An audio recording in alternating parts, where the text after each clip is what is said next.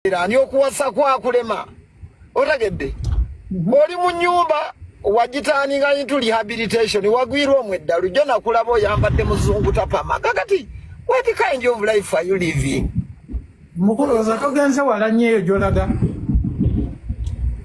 obadde oyagala akomewa nabanga otomeza ebisenge nga ate kyetagisa nze kwewuunyako kimu ne bwemba sikuliiko abantu ne bantaaginga ngondiko nakukola ki kwetondere kubanga buli kadde nze kuwozuukukira kwosiiba otegeera oyina abawagizi baba corporate abatakubanduulu gye musirwalira ne mweyimbira obuyimba bwammwe nga mulinga abali mu kyakikwaye Namirembe nange nyimbira batamiivu bange bagwagwa bannange why don't you leave me alone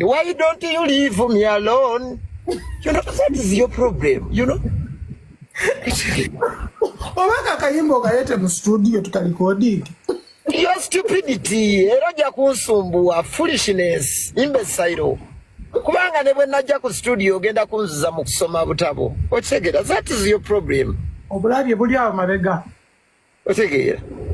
Ayakoso. Otegera. Gubirota ne studio nga tojagala mu bantu. Gwe we recordinga, gwe we kwata amalobo. Gwe weekubira ennanga omuntu n'obeera nga weeyigganya mu nsi toyagala kubeera na muntu n'omu kati neyigganya nkola binyumira kakati golowooza onaabeerawo eka nga tolina bantu weemazeeko abantu nange gwe wali oyina wanneegobako mukunjolonga okunnengeza onkubye ekikono nnemeseza irini ntale otegedde buli kimu kyonna neekiise mu bulamu nakola ki Irukazo nakuyamba ofuna omukyalo nakulema